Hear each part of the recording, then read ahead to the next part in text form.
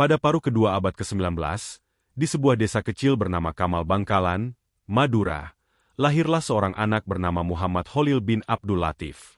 Sejak kecil, Khalil menunjukkan kecerdasan luar biasa dan semangat belajar yang tinggi.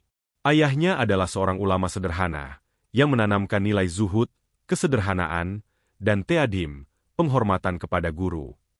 Dari sinilah Khalil kecil tumbuh dengan adab dan kecintaan mendalam pada ilmu agama. Ketika remaja, Khalil muda merantau ke berbagai pesantren di Madura dan Jawa, seperti pesantren Langitan, Syekhona Halil Anom, dan pesantren Demangan Bangkalan. Namun haus akan ilmu mendorongnya untuk berlayar ke Makkah, menimba ilmu langsung dari para ulama besar di Tanah Suci.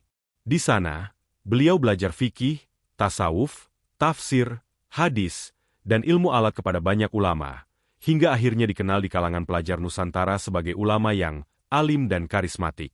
Setelah bertahun-tahun di Makkah, Syekhona Khalil kembali ke Bangkalan dan mendirikan pesantren kecil di kampung halamannya. Namun pesantren itu bukan sekadar tempat belajar kitab, melainkan madrasah spiritual. Santri-santrinya tidak hanya diajarkan ilmu agama, tapi juga adab, keikhlasan, dan keteguhan hati. Setiap malam, beliau mengajarkan kitab kuning klasik dengan gaya khasnya yang lembut tapi tegas. Di sela pelajaran, beliau menanamkan nilai keikhlasan, kemandirian, dan keberanian berdakwah. Nilai-nilai inilah yang kelak menjadi pondasi utama para santrinya saat mendirikan pesantren besar di berbagai daerah. Dari pondok sederhana di Bangkalan inilah lahir tokoh-tokoh besar yang akan menjadi pilar Islam Nusantara. Beberapa di antaranya adalah K. Hasyim Asy'ari, pendiri pesantren Tebu Ireng dan pendiri Nahdlatul Ulama, NU. K.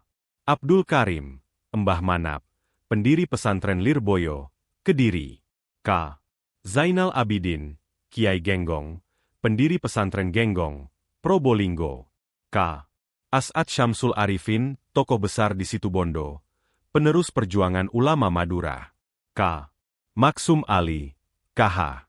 Bisri Syansuri, dan banyak lagi. Mereka belajar dari Syekhona Khalil bukan sekadar ilmu syariat, tetapi semangat perjuangan dan keberanian mendirikan pusat dakwah di daerah masing-masing. Rahasia mengapa banyak murid beliau menjadi pendiri pesantren besar, ada pada metode pendidikannya yang khas. Ilmu harus diamalkan. Beliau menekankan bahwa ilmu yang tidak diamalkan tidak membawa keberkahan. Santri harus mandiri dan berani berdakwah. Setelah dianggap cukup, santri diutus ke daerah lain untuk menyebarkan ilmu.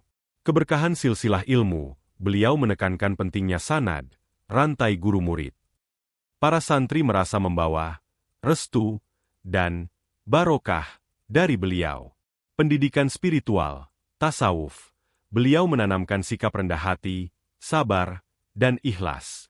Inilah yang membuat dakwah para muridnya diterima masyarakat.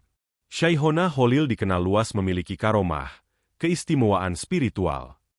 Banyak kisah masyarakat tentang isyarat gaib yang beliau berikan kepada santrinya, seperti ketika beliau memberikan tongkat dan tasbih kepada KH. Hasyim Asy'ari sebagai tanda restu untuk mendirikan organisasi ulama yang kelak bernama NU. Harisma inilah yang membuat para santri yakin bahwa mereka tidak sekadar melanjutkan perjuangan guru, tetapi juga menyebarkan cahaya ilmu dari Bangkalan ke seluruh Nusantara. Dari murid-murid Syekhona Khalil, terbentuk jaringan pesantren besar di Jawa dan Madura yang menjadi pondasi peradaban Islam tradisional Indonesia. Masing-masing pesantren mengembangkan metode sendiri, tapi semuanya memiliki DNA spiritual dan keilmuan yang sama, yaitu ajaran Syekhona Khalil, ilmu, adab, dan keberkahan. Kini, pesantren-pesantren seperti Lirboyo, Tebu Ireng, Genggong, Sidogiri, dan Salafiyah Syafi'iyah menjadi mercusuar keislaman yang menuntun jutaan santri, semuanya dapat ditelusuri ke sumbernya, seorang alim zuhud dari Bangkalan. Syekhona Khalil tidak pernah menulis banyak kitab, tidak memiliki bangunan megah, dan tidak mencari ketenaran. Tapi justru dari kesederhanaannya lahir gelombang ulama dan pesantren besar yang membentuk wajah Islam Indonesia hingga hari ini. Seperti mata air kecil di Bangkalan yang mengalir menjadi sungai besar di seluruh Jawa, ilmu dan keberkahan beliau menghidupi peradaban pesantren Nusantara hingga kini. Fajar menembus kabut tipis di halaman pesantren kecil di Bangkalan. Suara santri melantunkan nadam alfiah pelan-pelan, disambut angin laut yang membawa aroma asin dan tanah basah. Di beranda, seorang lelaki tua bersarung duduk bersila, Shaikhona Holil.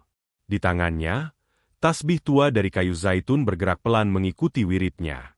Santri-santriku, ucap beliau lembut, jika kau belajar hanya untuk menjadi pintar, ilmu itu akan mati bersamamu. Tapi jika kau belajar untuk Allah, maka ilmu itu akan hidup sampai akhir zaman. Ucapan itu diam-diam menusuk hati setiap santri muda yang mendengarnya. Salah satu santri yang duduk paling depan adalah Hashim muda, berasal dari Jombang. Wajahnya tenang tapi matanya menyala penuh semangat. Ia sudah lama belajar kepada Shaikhona, tapi belum diizinkan pulang. Suatu malam, Shaikhona memanggilnya. Hashim, kata beliau sambil menatap dalam, ilmu di sini sudah cukup bagimu, tapi kau belum diuji oleh kehidupan. Pergilah ke Makkah. Di sana, kau akan mengenal hakikat ilmu. Hashim pun berangkat ke Tanah Suci, dengan restu dan doa gurunya. Di Makkah, ia belajar kepada para ulama besar, hingga kelak ketika kembali ke Tanah Jawa, ia mendirikan pesantren Tebu Ireng, cikal bakal kebangkitan ulama Nusantara. Tapi di hatinya, selalu tertanam satu pesan dari sang guru. Jika ilmu tak membuatmu tawadu, maka itu bukan ilmu. Di waktu berbeda, santri lain bernama Abdul Karim berpamitan. Ia berasal dari Kediri.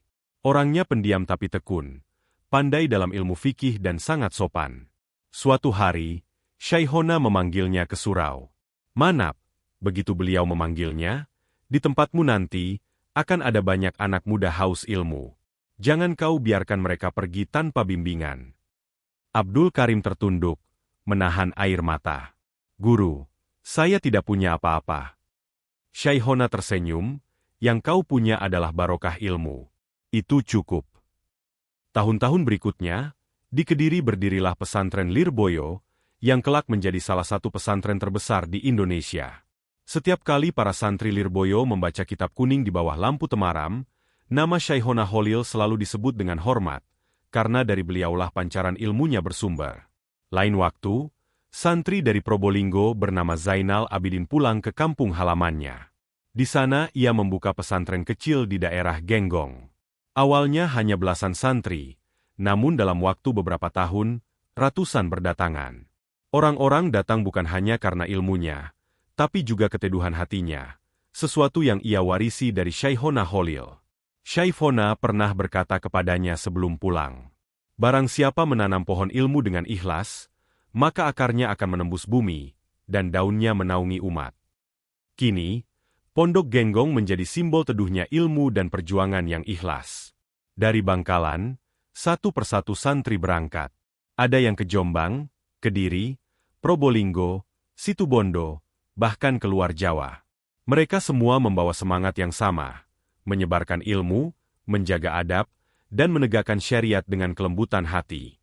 Di tiap tempat mereka mendirikan pondok, bukan atas perintah duniawi, tapi karena amanah ruhani dari guru mereka.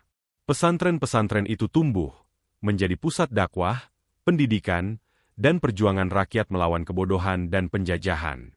Tak ada gedung megah, tak ada fasilitas besar. Hanya surau, kitab kuning, dan semangat yang tak pernah padam. Namun dari situlah lahir gelombang ulama besar yang membentuk wajah Islam Indonesia. Tahun-tahun berlalu. Suatu sore, setelah maghrib, Shaikhona memanggil seorang santri tua, KH. Hashim Asy'ari, yang kembali dari Jombang menjenguk gurunya. Beliau memberikan sebatang tongkat dan tasbih. Tongkat ini bukan untuk berjalan, tapi untuk menuntun umat, ujar Shaikhona. Dan tasbih ini, untuk mengingat bahwa setiap langkah dakwah harus diawali dengan zikir. Tak lama setelah itu, KH. Hashim Asy'ari mendirikan organisasi besar bernama Nahdlatul Ulama, NU, sebuah wadah perjuangan ulama dan santri. Dan sejarah mencatat, tanpa Shaikhona Holil, takkan ada Nahdlatul Ulama. Di usia senjanya, Shaikhona Holil sering duduk di beranda, menatap langit sore Bangkalan. Ia tak punya harta, tak punya istana, tapi hatinya damai. Ia tahu bahwa cahaya ilmu yang ia nyalakan telah menjadi matahari di seluruh Jawa dan Nusantara. Ilmu bukan milikku, katanya lirih, tapi milik Allah yang menitipkannya pada hati-hati yang tulus. Ketika beliau wafat, seluruh Madura berduka. Tapi para muridnya tak berhenti. Mereka meneruskan risalah gurunya di setiap sudut negeri. Hingga kini, setiap kali azan berkumandang dari pesantren Tebu Ireng, Lirboyo, Genggong, atau Sidogiri, seolah gema itu menyatu dengan doa Syaihona Holil yang tak pernah berhenti di langit Bangkalan. Nama beliau hidup di lidah para santri. Ilmunya hidup di kitab yang dibaca.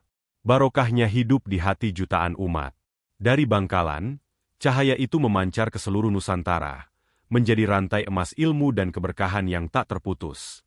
Awal abad ke-20 adalah masa yang berat bagi umat Islam di Nusantara. Penjajahan Belanda menekan kehidupan rakyat, dan di tengah tekanan itu, muncul gerakan-gerakan pembaharuan dari luar, sebagian membawa semangat baru, tapi juga mengguncang tradisi lama. Para ulama pesantren merasa khawatir, bukan karena takut perubahan, tapi karena takut agama kehilangan ruhnya, adab, akhlak, dan keberkahan ilmu.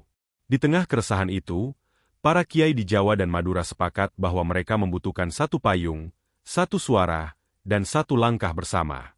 Namun mereka semua tahu, keputusan besar tidak bisa diambil tanpa restu ruhani dari Syaihona Holil Bangkalan, sang guru besar yang menjadi poros keilmuan dan spiritual para ulama Jawa.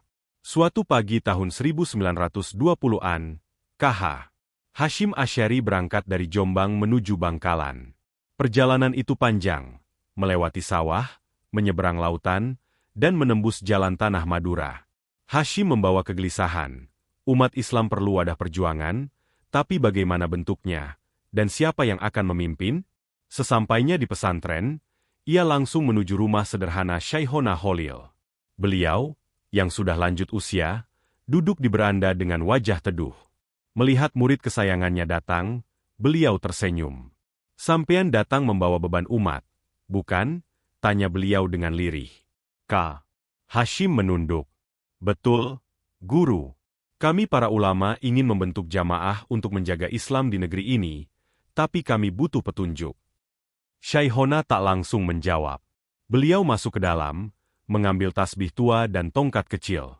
Kemudian beliau menyerahkannya pada Hasyim. "Ambillah ini. Jika engkau bingung, peganglah tongkat ini dan berzikirlah dengan tasbih ini. Nanti, Allah akan membimbingmu pada waktu yang tepat." Beberapa bulan kemudian, KH. Hasyim Asy'ari bermimpi. Dalam mimpi itu, ia melihat Syaihona Holil duduk di bawah pohon besar, memanggilnya dan berkata, "Waktunya telah tiba. Kumpulkan para ulama. Jadilah lentera bagi umat yang gelap." Tak lama setelah mimpi itu, datang surat dari Bangkalan. Isi surat itu singkat tapi penuh makna. "Wahai Hasyim, engkau kini telah menjadi imam bagi para alim. Tegakkanlah jamaah yang menjaga agama dan bangsa." Hasyim menangis. Ia tahu, ini bukan sekadar perintah, tapi isyarat dari langit melalui tangan sang guru. Pada tahun 1926, para ulama dari berbagai penjuru berkumpul di Surabaya. Mereka mendirikan organisasi yang diberi nama Nahdlatul Ulama, Kebangkitan Para Ulama. Nama itu sendiri diambil dari kalimat yang dulu sering diucapkan Syaihona Holil kepada santrinya. Ulama harus bangkit, bukan untuk dunia, tapi untuk menegakkan kalimat Allah. Hasyim Asy'ari dipercaya menjadi Rais Akbar, pemimpin tertinggi. Namun dalam setiap langkahnya, beliau selalu mengatakan, "Aku ini hanya melanjutkan amanah guruku di Bangkalan." Sementara itu, di Bangkalan, Syaihona Holil duduk di tepi pantai. Usianya sudah lanjut, tubuhnya lemah, tapi suaranya masih lembut bergetar dalam zikir. "Ya Allah," bisiknya, "aku sudah menanam pohon ilmu, kini biarlah murid-muridku menumbuhkan buahnya." Angin laut membawa doa itu ke arah barat, ke Jawa, ke Jombang, ke pesantren-pesantren yang didirikan murid-muridnya. Dan seolah alam pun tahu, bahwa doa seorang wali di Bangkalan sedang membuka lembaran baru bagi sejarah Islam Indonesia. Beberapa waktu kemudian, kabar duka datang. Syaihona Holil wafat dengan tenang, dalam keadaan senyum di wajahnya. Seluruh Madura menangis. Ribuan santri datang dari penjuru Jawa dan Sumatera untuk mengiringi kepergiannya. Di pemakamannya, KH. Hasyim Asy'ari berbisik pelan di tepi pusara. "Guru, engkau telah menyalakan pelita. Kami hanya menjaga agar cahaya itu tak pernah padam." Sejak hari itu, Nama Syaihona Holil Bangkalan tidak pernah hilang dari sejarah pesantren Nusantara. Setiap kiai besar, dari Tebu Ireng, Lirboyo, Genggong, Sidogiri, hingga Al-Falah, menelusuri sanad ilmunya sampai kepada beliau. Bahkan para pejuang kemerdekaan, seperti K.H. Wahid Hashim dan K.H. M. Hashim Muzadi, menganggap beliau sebagai poros spiritual ulama Indonesia. Karena itu, masyarakat Madura menyebutnya bukan sekadar kiai, tetapi Syaihona, gelar kehormatan tertinggi yang berarti guru para guru. Kini, setiap kali adzan berkumandang dari menara pesantren, seolah gema itu membawa kembali suara lembut Syaihona Holil. Ngajilah karena Allah, bukan karena dunia. Berdakwahlah dengan kasih, bukan dengan amarah. Dan ajarlah ilmu seperti kau menyalakan pelita di tengah malam, agar orang lain tidak tersesat. Di langit Bangkalan, cahaya itu tetap berpendar. Dan dari pesantren-pesantren yang didirikan murid-muridnya, cahaya itu terus menyala, menerangi Indonesia dengan ilmu, akhlak, dan keberkahan. Madura berduka panjang setelah kepergian Syaihona Holil. Di hari pemakamannya, langit Bangkalan tampak labu, dan hujan turun perlahan, seolah alam turut menangis. Namun di balik kesedihan itu, santri-santri beliau berikrar. Cahaya guru tidak akan padam. Kami akan menjaganya dengan ilmu dan amal. Dari hari itu, pesantren kecil di Bangkalan yang dulu beliau dirikan berubah menjadi makam ziarah dan pusat ilmu, tempat para kiai dari berbagai daerah datang untuk ngalap barokah, mencari keberkahan. Sementara di Jawa, murid-murid beliau menjadikan nama Syaihona Holil sebagai sanad ruhani dari semua perjuangan dakwah mereka. Setelah wafatnya Syaihona Holil, perjuangannya diteruskan oleh dzurriyah, keturunannya, dan para murid-murid senior. Keturunannya di Bangkalan menjaga makam dan pesantren tua peninggalannya. Mereka dikenal dengan kelembutan dan keteguhan akidah, tetap mengajarkan kitab dan wirid seperti yang diwariskan beliau. Para cucu dan cicitnya menjadi pengasuh di beberapa pesantren di Madura, sebagian di Bangkalan, sebagian di Sampang dan Pamekasan. Mereka tidak hanya menjaga tempat, tapi menjaga napas ilmu dan karomah leluhur. Sementara itu, para murid beliau di Jawa Timur dan Jawa Tengah menjadi poros penyebaran pesantren modern tradisional. Masing-masing membawa satu sisi dari ajaran Syaihona. Ada yang menonjol dalam fikih dan ilmu alat, seperti Lirboyo dan Sidogiri. Ada yang kuat di tasawuf dan dakwah sosial, seperti Tebu Ireng dan Genggong. Ada pula yang mengembangkan pendidikan dan kebangkitan rakyat, seperti K.H. As'ad Syamsul Arifin di Situbondo. Semua berbeda dalam bentuk, tapi satu dalam ruh Syaihona Holil. Dari abad ke-20 hingga kini, Madura dikenal sebagai Pulau Seribu Kiai. Julukan itu bermula dari keberkahan Syaihona Holil. Karena hampir setiap pesantren besar di Madura, dari pesantren Al-Falah, pesantren Anukayah Guluk-Guluk, hingga Darul Ulum Banyuanyar, semuanya memiliki sanad keilmuan yang bersambung kepada beliau. Di setiap langgar dan surau, nama Syaihona disebut dalam doa. Mugi barokahipun Syaihona Holil ngantos anak putu. Semoga keberkahan Syaihona Holil sampai kepada anak cucu kami. Setiap santri Madura tumbuh dengan cerita tentang Syaihona yang zuhud, tawadu, dan karomahnya luar biasa. Tapi lebih dari itu, mereka tumbuh dengan rasa cinta dan penghormatan kepada ilmu dan guru. Setiap bulan Rabiul Awal dan Ramadan, ribuan orang datang ke kompleks makam Syaihona Holil di Bangkalan. Mereka datang dari berbagai daerah, santri dari Jawa Timur, pengasuh pesantren dari Jawa Tengah, bahkan pejabat dan masyarakat biasa yang ingin ngalap barokah. Suara lantunan tahlil dan syalawat terdengar sepanjang malam. Para santri duduk di serambi masjid, membaca Ratibul Haddad dan Maulid Diba, sementara para kiai memimpin doa. Bagi mereka, ziarah bukan sekadar ritual, tapi pengingat perjuangan. Bahwa sebelum ada bangunan megah dan ribuan santri, ada seorang guru sederhana di Bangkalan yang menyalakan api ilmu dengan air mata dan doa malam. Zaman berganti. Indonesia merdeka, pesantren makin banyak, dan Nahdlatul Ulama tumbuh menjadi organisasi besar dengan jutaan pengikut. Namun di setiap musyawarah, setiap muktamar, selalu ada nama yang disebut dengan penuh takzim. Kita semua adalah murid-murid dari muridnya Syaihona Holil. Pemikiran beliau tentang ilmu, adab, dan keseimbangan antara syariat dan tasawuf menjadi dasar gerakan NU modern. Bahkan generasi muda NU, seperti K.H.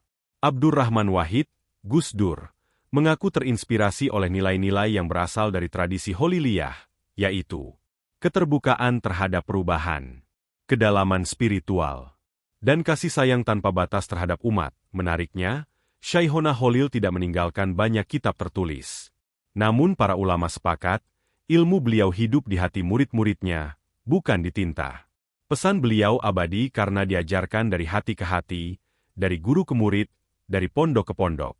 Seorang kiai tua di Bangkalan pernah berkata, kitab Syaihona bukan di atas kertas, tapi di dada para santrinya. Dan benar, hingga kini, setiap pesantren yang mengajarkan ta'dim kepada guru, disiplin, zikir, dan adab ilmu, sejatinya sedang melanjutkan kitab hidup peninggalan Syaihona Holil. Kini, 100 tahun lebih sejak wafatnya beliau, Madura dan Jawa masih menjadi tanah subur bagi pesantren.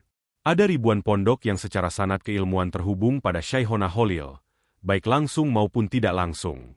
Nama beliau diabadikan dalam Universitas Syaihona Holil Bangkalan, masjid dan madrasah di berbagai daerah, dan dalam setiap doa para santri yang menyebutnya dengan penuh hormat.